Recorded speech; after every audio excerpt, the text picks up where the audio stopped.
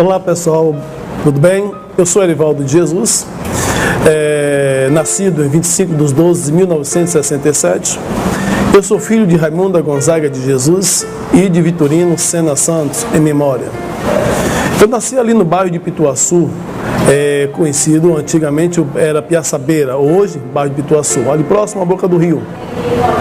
E eu nasci dentro de um terreiro de Umbanda, que pertencia a Dona Hilda Costa Pepe, ali no Pituaçu. Nesse terreiro de Umbanda, ali fazia parte a Dona Raimunda Gonzaga de Jesus, que é a minha mãe, que era filha de santo desse terreiro. Foi nesse terreiro que a minha mãe conheceu o meu pai, o Vitorino Sena Santos, e ali rolou um clima legal, e nesse clima legal, essa pessoa que está aqui hoje falando com você, contando a minha história de vida, por onde eu vim, e de que forma eu cheguei a esse mundo. A minha mãe, quando descobriu que estava grávida de mim, ela não quis mais ter aquela criança. E a vontade dela era de tirar aquela criança. E por muito insistir, a dona do terreiro, Dona Hilda, ela não permitiu que a Dona Raimunda Gonzaga de Jesus, a minha mãe, tirasse aquela criança. E assim foi segurando até que eu nasci. Mas no dia de eu nascer, era o momento chave. A Dona Hilda pediu que todos ficassem atentos, porque ela tinha experiência, já tinha sido várias pessoas que tinham nascido dentro daquele terreiro de Umbanda, então elas desconfiavam que a Raimunda estava com vontade de dar à luz. E a minha mãe de criação, a minha mãe biológica, a Dona Raimunda, ela entrou no banheiro e naquele tempo não tinha descarga, não é? Eles quebravam o fundo do vaso sanitário e ali depois jogavam água. Mas quando perceberam, só ouviram só o baque, foi a minha cabeça batendo na quina do vaso sanitário. E quando conseguiram arrombar a porta do banheiro, a minha mãe já estava já com o pau empurrando, só faltava passar só a cabeça. Hoje, na minha cabeça hoje, foi justamente a marca do pau. Nas minhas costas, eu tenho marcas hoje nas minhas costas, que foi justamente a marca do vaso sanitário. E quando a Dona Hilda conseguiu arrombar a porta daquele banheiro, que deu aquele grito, Raimunda, o que é isso? Bateu o remorso nela, começou a chorar, já havia cortado já o cordão umbilical, e agora foi o momento do todo cuidado. Como quebrar aquele vaso sanitário para tirar aquela criança que ali estava. E eles conseguiram com muita maestria, fizeram com muito carinho, conseguiram quebrar aquele vaso. E hoje eu estou aqui. Mas a sequência dentro daquela casa foi muito grande. Fui criado dentro daquela casa, segundo as condições dele, com muito carinho, com muito amor. O pessoal do candomblé, eles têm muito carinho também, tem muito amor também. E aos meus 12 anos foi quando eu fui preparado para que assim eu pudesse assumir o terreiro de Umbanda. Mas pasme bem, nesse período todo, pense naquela criança que não tinha prazer de vida, não sabia o que era empinar uma raia, um periquito, um cachelo, o que era brincar de furapé, o que era jogar gude, porque eu tinha uma obrigação. Todos os dias pela manhã eu levantava e teria que pegar água no rio, naquele rio de Pituaçu, para encher 4 banheiras, 5 tonéis e molhar a cerca. Como não tinha muro, então todo o terreno era murado com a cerca viva. E eu tinha que pegar água do rio para poder molhar essas plantas. Tomar café, eu só ia tomar café lá para 2, 3 da tarde e almoçar só às 6, 7 da noite. E no dia que, como criança, não aprontava muito, né? Porque quem foi que não aprontou nesta vida? E como criança, confesso a você que fui uma criança muito levada, porque não tinha para onde correr. E a luta era muito grande. Mas uma coisa interessante, naquele rio, todos os domingos tinha o batismo dos crentes, chamados crentes. E eu dizia comigo, um dia eu vou ser que nem aquele povo. Porque eu via aquele povo se batizando, e quando eram batizados, saia do rio pulando, feliz de alegria, e eu dizia comigo mesmo, um dia eu vou ser que nem aquele povo. Não imaginava eu que realmente Deus um dia teria um plano na minha vida. Sabendo eu que todas as matanças que tinha, todas as festas que tinha dentro do terreiro, eu era uma das peças principal que ensinava as Iaô a dançar, ensinava a linguagem do candomblé para as Iaô, porque tudo que cá fora você sabe que tem um nome, lá dentro tem um outro nome. Nós temos que ensinar para as Iaô as linguagens adequadas para que as filhas de santo venham se aprender o que é realmente, o que é um cabelo dentro do candomblé, o que é um prato dentro do candomblé, o que é um copo dentro do candomblé. Então esse era um papel meu como criança. Sabedoria não tinha humana, mas lá dentro todo o conhecimento eu tinha para ensinar a linguagem do candomblé. Mas é duro nós podemos imaginar quando chegava o dia das crianças, que via as crianças ganhando presente e eu nunca ganhava presente. Lembra daquela historinha do Papai Noel, que dizia que o Papai Noel colocava o presente em cima da sandália da criança? Na época de Natal, era quando eu esperava Papai Noel colocar o meu presente. Eu via todas as crianças recebendo o seu presente e que eu olhava para minha cama e via meu chinelo lá, mas não via o sapato. Papai não colocava presente para mim.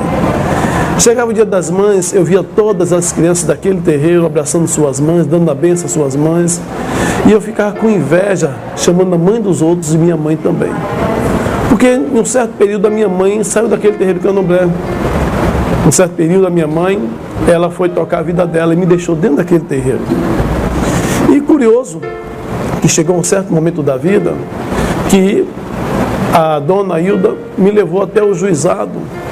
E lá foi acompanhado por dona Raimunda e o senhor Vitorino. E lá a dona Hilda perguntou ao juiz se ela poderia me registrar como filho dela. E o juiz disse que não, que naquela época tinha o quê? Tinha pai e tinha mãe, todos os dois novos, estavam vivos, jovens, e que eles que teriam que registrar. Porém, eu não poderia passar um dia nem na casa do meu pai e nem no casa da minha mãe, porque o que acontecesse comigo, quem ia responder seria a dona Hilda. E assim, a minha vida continuou dentro daquele terreiro. O meu pai estava buscar uma lata de leite para mim, eu estava com um dia de nascido. Hoje eu estou com 52 anos de idade e essa lata de leite não chegou. Ele partiu desse mundo e nunca olhou para mim. Aos 12 anos de idade, foi quando eu fui realmente consagrado aos orixás. Eu fui o pai de santo mais novo que a Bahia teve. Fui preparado para treinar os pessoal dentro do terreiro de candomblé. Mas quando a minha mãe de criação soube que eu tinha aceitado a Jesus, foi quando ela me botou para fora de casa. Que eu estava sendo preparado para assumir aquele terreiro de Umbanda aos 18 anos. E foi quando ela recebeu aquele baque que eu tinha aceitado a Jesus. Eu tinha uma casa com tudo. Mesmo sendo uma criança que sofria, mesmo sendo uma criança que sentia a falta do seu pai, a falta da sua mãe, mas tudo me tinha. Tinha as pessoas, tinha o afeto das pessoas, mas eu não sabia nem o que era a rua. Quando eu ia para a rua era fugido. Assim na frente da casa, eu fugia de casa às sextas-feiras e às segundas-feiras, que é quando minha mãe de criação ia para a feira de São Joaquim fazer compra. Eu fugia de casa para poder brincar de bola. E um belo dia, um jovem, hoje está em Nossa Senhora do Ó, em Pernambuco, Marcelo, me convidou para ir à igreja. E eu indo à igreja, ouvi a palavra do Senhor pela primeira vez, aos 12 anos. E a palavra que eu ouvi pela primeira vez está contido lá em Mateus 11, 28. Vinde a mim todos vós que estáis cansados e oprimidos, e eu vos aliviarei. Esta palavra, ela entrou no meu coração. Mas não foi fácil para esse Marcelo chegar perto de mim, porque eu era que nem bicho do mato. Para se aproximar de mim era difícil, porque era só olhar para mim, eu dava pedrada nas pessoas e saía correndo. Mas ele usou uma estratégia que foi jogar a bola perto de mim. Eu não sei jogar bola, mas gostava de ver as pessoas jogando bola. E ele jogou uma bola perto de mim, e quando essa bola chegou perto de mim, ele me fez esse convite para mim ir à igreja, 18 de dezembro de 1984. Foi quando eu aceitei a Jesus. E chegando na igreja, que eu ouvi esta palavra, Naquela época a criança não assistia televisão. E eu fugi de casa. Eu tenho hoje nas minhas mãos marcas do muro. Quando eu acabei de pular o muro, o vidro levou um pedaço da minha mão. E quando eu vim da igreja, agora já crente, aceitei Jesus, agora onde é que eu vou dormir agora? Se eu batesse na porta, eu ia despertar a minha mãe de criação. Aonde é que eu vou dormir agora? Agora chegou o momento de eu dormir com os cachorros. Lá em casa tinha para média uns 30 cachorros. E para mim pular esse muro eu já tinha que vir já assoviando, que é para o cachorro já conhecer o meu assovio, já querer que cuidava dos animais. E quando eu vinha assoviando, eles já vinham balançando no rabinho, eu pulava o muro e eu ia dormir com eles. Até então, a minha mãe de criação não tinha conhecimento que eu tinha aceitado a Jesus. Porque todos os dias, por volta de 6 horas, 6h30, enquanto eles estavam assistindo as novelas, Irmãos Coragem, Selva de Pedra, que era a novela da época, eu tinha pulado o muro para poder ir para a igreja. Meus senhores, presta bem atenção. Ali, na hora de eu contar a verdade para ela, para minha mãe de criação, eu não tive essa coragem. E comecei dormindo com os cachorros. E um belo dia, ela olha para mim, se aproxima de mim e pergunta: o que é isso? E eu disse: o quê? Ela colocou a mão na minha sobrancelha, lá estava um carrapato. E ela tirou aquele carrapato, depois me botou no colo e descobri que eu estava cheio de carrapato sobre o meu corpo. Foi daí que uma senhora que tinha naquela casa, Dona Cleonice, disse para ela: a senhora sabe que Erivaldo agora é crente? Quando a minha mãe de criação soube disto, ela ficou assim estagnada e disse: saia da minha casa. Saia da minha casa. Eu estava, nunca esqueço, esta cena está aqui comigo. Eu estava com um short branco e uma regata vermelha, escrito Playboy.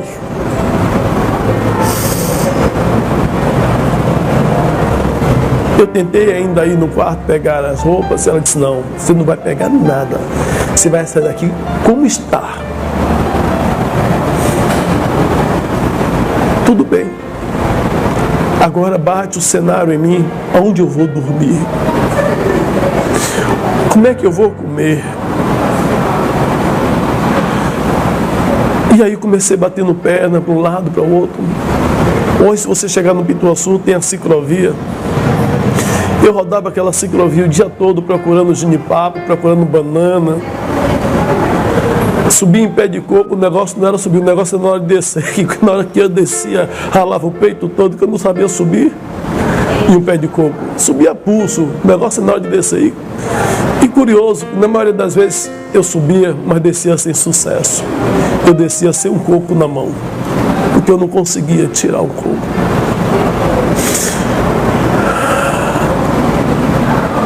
Andava aquele Pituaçu todo, rodava aquela ciclovia com fome. Não conseguia arrancar um coco, não conseguia arrancar uma banana, que não achava banana, muitas mangas verdes. Aonde eu fui me parar? Eu catei muito lixo. Logo, recebi um convite para poder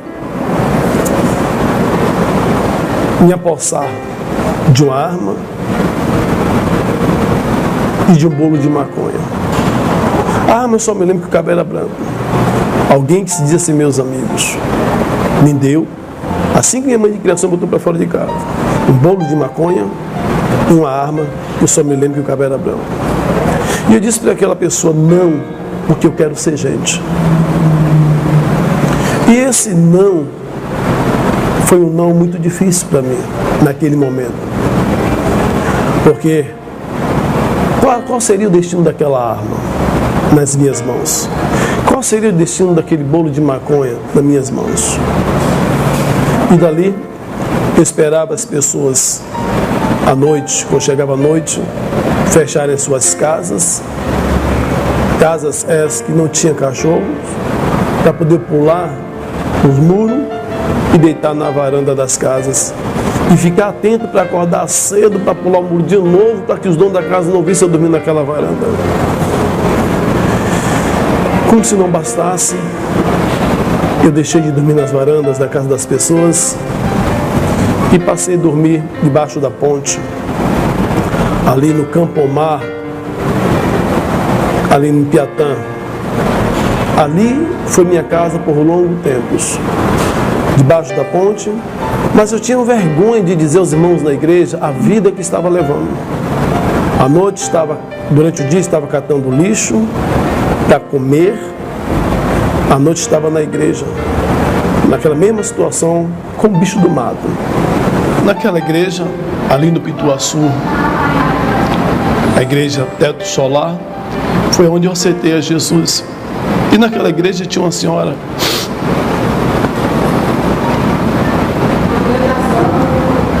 que ela sabia quem eu era,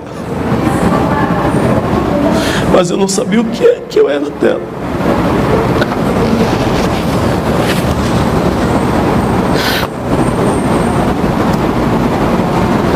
Ela chegou, queria chegar para mim, para me dar um presente.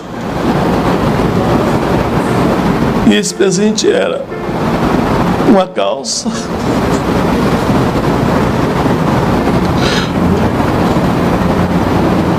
uma primeira calça, depois de tanto tempo, uma camisa de manga comprida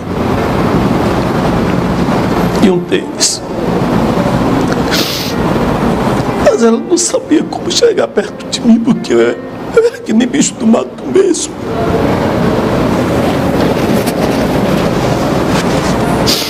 E através do Marcelo, ela conseguiu se aproximar de mim, me dar aquele presente. E eu fiquei todo feliz naquele momento. Até então, nem o mesmo Marcelo sabia aonde eu estava morando. O mesmo jovem que me levou para a igreja, ele não sabia da minha história, não sabia o que estava acontecendo comigo. Ele não sabia nem o que eu comia.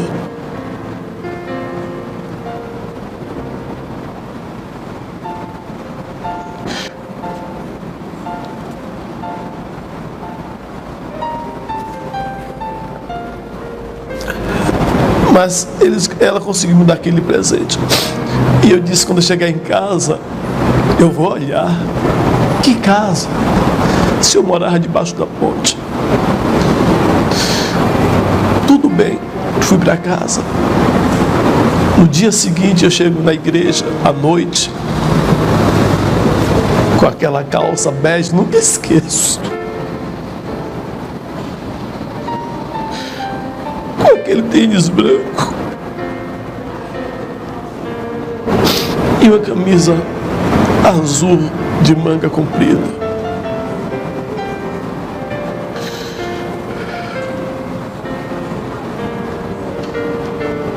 Isso foi uma sexta-feira. No domingo eu recebi o convite pela minha avó, onde ela se revelou e disse: eu sou a sua avó. Eu caí nos braços dela, abracei.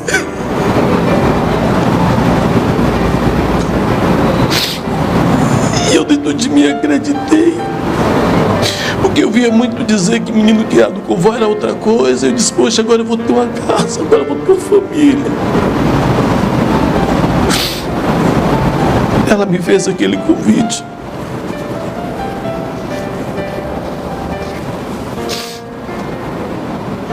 E eu disse para ela: mas Marcelo, eu vou em casa buscar minha roupa. Que roupa? Se eu só tinha só um short branco, uma regata vermelha escrito Playboy, e aquela camisa que eu ganhei de manga comprida, aquela calça que eu ganhei, aquele tênis dado por ela. Até então, aquele short, antes de ganhar aquela calça, antes de eu ganhar aquela camisa, aquele tênis, eu tomava banho no rio de Pituaçu. Por diversas vezes escovei meus dentes com carvão, com aroeira. Por diversas vezes escovei os meus dentes com sabão. Por Por diversas vezes tomei banho naquele rio e a roupa secava no meu corpo. E eu passava sabão debaixo dos braços para poder não ficar com os braços fedendo. No meio das pessoas, mas não queria estar fedendo.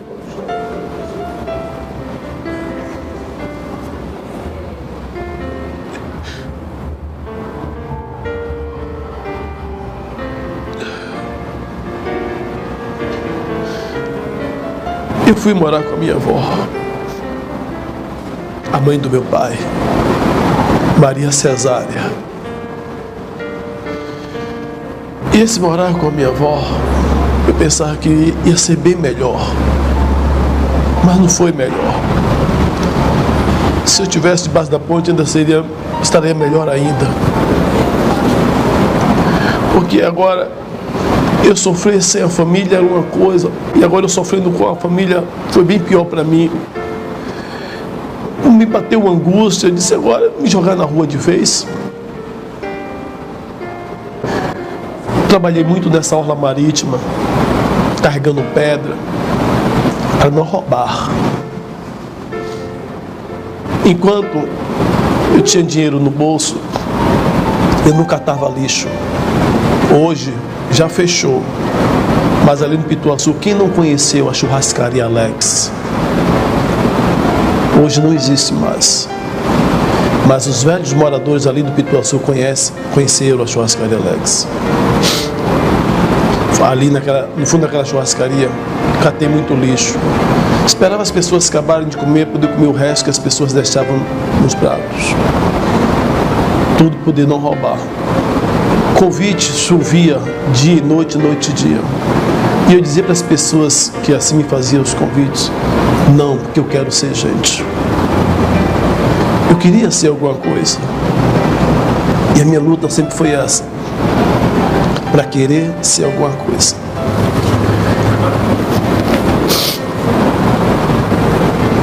As pessoas, elas não acreditavam muito que eu poderia mudar de história. Mas eu queria dentro do meu coração servir ao Senhor com toda a minha força. Engajei dentro da igreja, trabalhando com os jovens, acompanhando a obra missionária. E um belo dia, quando eu estou na casa da minha avó, chega lá o meu pai, que também até então não me conhecia, depois de grande. E quando ele chega na casa da mãe dele, ele me faz agora um convite para mim morar com ele. E eu fui morar com ele em São Caetano. A diferença quando eu fui morar com ele em São Caetano, eu levei meia dúzia de retratos, na época tirada pelo Lambi Lambi. Quem não conhece o saudoso Lambi Lambi? Todas as pessoas tiravam foto pelo Lambi Lambi. E naquela época, tinha uma senhora chamada Dona Aide, que conhecia muito bem a minha mãe biológica. E através disso aí, ela conseguiu a certidão de nascimento da minha mãe biológica. E agora eu estou com meia dúzia de retratos nas mãos e com a certidão de nascimento da minha mãe biológica. E agora eu vou para São Caetano, para a casa do meu pai, a convite dele, acreditando eu que ele ia tirar a minha certidão de nascimento e iria tirar a minha identidade pela Vila Militar, porque ele era militar. Sonhei demais. O único benefício que ele achou que fez para mim foi me colocar dentro de uma academia de boxe, que ele queria que eu aprendesse o boxe para poder sair espancando as pessoas pela rua. Em São Caetano, naquela época, chovia bala. Se eu fosse fazer o que meu pai queria, talvez eu não estivesse aqui hoje contando para vocês. Quando eu vi isso da boca do meu pai, eu entrei dentro do quarto. Nesse dia nem banho tomei, tinha vindo da academia, só fiz trocar de roupa e voltei para ele e disse: meu pai, eu quero o dia de transporte, que eu vou voltar para a boca do rio, para a casa da minha avó, que eu vou tocar a minha vida. Ele nem se preocupou, me deu de transporte e nem no ponto me levou. Eu fui para o final de linha da Capelinha, São Caetano, sozinho. Peguei o transporte. Naquela época, eu pegava ônibus pela cor. E voltei para a Boca do Rio, porque eu não sabia ler. Com essa idade, 12, 13 anos, não sabia ler. Nunca tinha entrado em nenhuma escola. Eu não existia para a nação. Voltei para a Boca do Rio. Falei para minha avó, a mãe dele, e disse, agora vou tirar meu documento como sem pai. E tirei minha certidão de nascimento como sem pai, tirei todos os meus documentos. O meu primeiro emprego que eu consegui foi numa escola que hoje é escola e faculdade ali na Boca do Rio, Escola Centro Cultural Montessoriano. Essa foi a escola que estava nascendo. E a dona da escola disse para mim, eu vou me arriscar empregando você aqui, porque se a fiscalização chegar aqui, minha empresa fecha. Ela me deu 90 dias para me tirar minha documentação. O que me levou para essa escola, para trabalhar como porteiro, foi uma irmã da igreja chamada Lene. Daí eu já não era mais o bicho do mato. Daí as pessoas já conseguiam se aproximar de mim, já conseguiam falar comigo, já davam risada junto comigo. Já estava mais manso, já estava mais domesticado, melhor dizer assim. E eu nesse emprego, eu esperava as crianças entrar, e quando fechava o portão, eu ia para a porta da alfabetização, ficar vendo a irmã Rose, uma irmã da igreja Casa da Bênção de Deus, dando aula para os alunos, e eu com um caderninho anotando tudo que ela passava no quadro. E um dia ela, percebendo a minha dedicação, o meu querer, ela se disponibilizou para mim. E disse, você quer que eu te ensine a ler e a escrever? Ela disse, eu vou sacrificar meu horário de almoço para poder investir em você, porque eu acredito em você.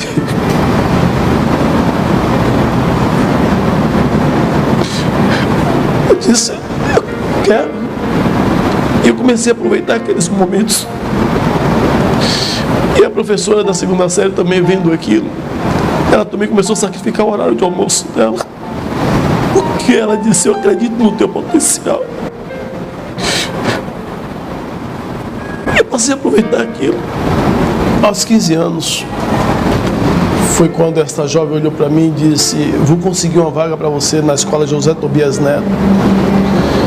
E ali foi quando eu entrei na escola pela primeira vez. E comecei estudando, mas os professores se reuniram, fizeram um conselho de classe, disseram, não tem condição de manter esse rapaz na alfabetização. Fizeram um teste comigo e me jogaram direto na quarta série. E ali eu me empolguei com aquilo, empurrei meu rosto nos livros, comecei estudando. E firme com o Senhor Jesus. Consegui concluir o meu segundo grau. Deus me deu condições de eu concluir meu segundo grau. Conheci a jovem Leonildes Matos de Jesus, que hoje é minha esposa, que me deu 2 filhos lindos, Ana Raquel Matos de Jesus e José Felipe Matos de Jesus. Somos casados há 27 anos. Foi quando eu recebi o chamado, o ministério, fui para Alagoas, pastorei em Alagoas 3 anos, voltei aqui para a Bahia, estou aqui na Bahia agora, pastoreando em Lauro de Freitas. E antes de ir para Alagoas, um amigo nosso estava chegando aqui na Bahia, a Escola Superior de Psicanálise Clínica de Alagoas, e tinha que formar turma. Esse jovem virou para mim e disse, eu tenho um presente para te dar. Eu disse, o quê? Ele disse, uma bolsa para você fazer psicanálise. Foi a minha primeira formação. E eu fui, aceitei a bolsa, fiz psicanálise. Depois entrei no seminário, estudei mais 4 anos, sou bacharel em teologia. Diante de tanta tragédia, tanta dificuldade, eu resolvi perseguir o meu sonho, que era ser advogado.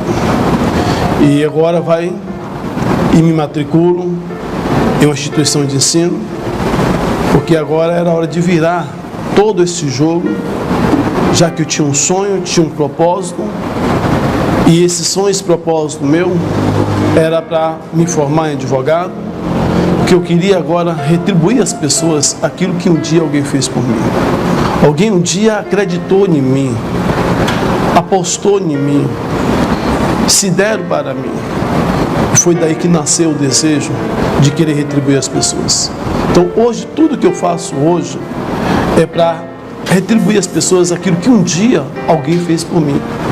Um dia alguém acreditou em mim. Então hoje o que eu faço é porque eu acredito em você também.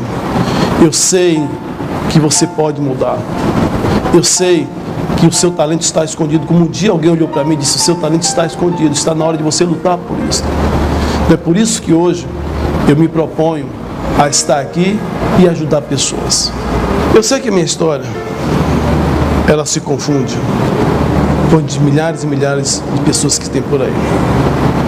Mas eu quero dizer para você que assim como eu venci, você pode vencer também. E pode ser o diferencial entre tantos que estão por aí. Porque às vezes nós ficamos chorando, acreditando que nós não iremos conseguir. Mas se nós ficarmos sempre olhando para trás, olhando as dificuldades, nós nunca iremos conseguir chegar a canto nenhum. Tudo que aconteceu na minha vida só me serviu como termômetro, poder olhar e ver que eu posso mudar a história. E eu mudei a história. Eu fiz uma história, estou fazendo uma história e quero levar você também a fazer uma história junto comigo. Eu saí da latrina diretamente para o trono. Hoje eu tenho a caneta na mão para ajudar você a ser melhor. Existem 3 pontos importantes na minha vida que eu não poderia esquecer de falar para você. Primeiro, da minha fé aos 12 anos e que me sustentou até hoje. Foi lá aos 12 anos onde tudo nasceu, onde tudo começou. Eu sou grato pela minha fé. Segundo, que eu não poderia esquecer, sou grato pela minha família. A família que eu tenho, abaixo de Deus, é a minha base, é a minha estrutura.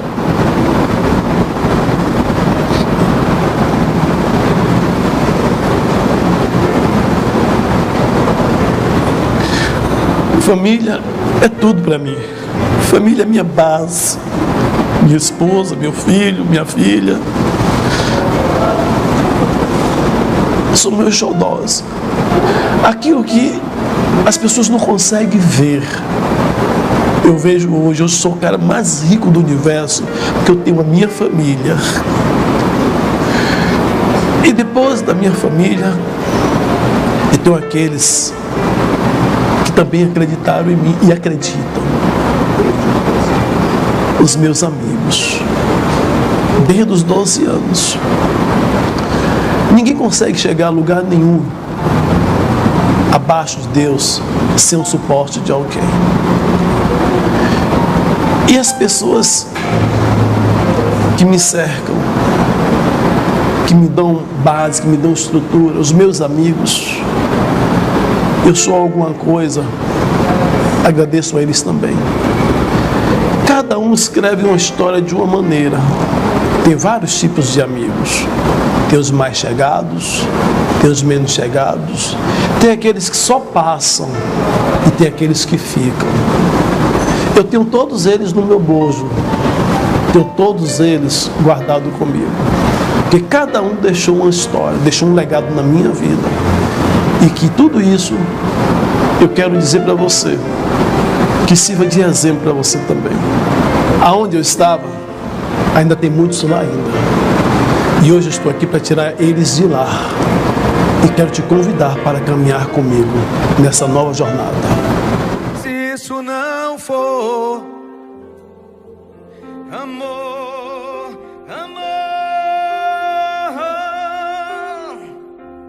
o oceano secou.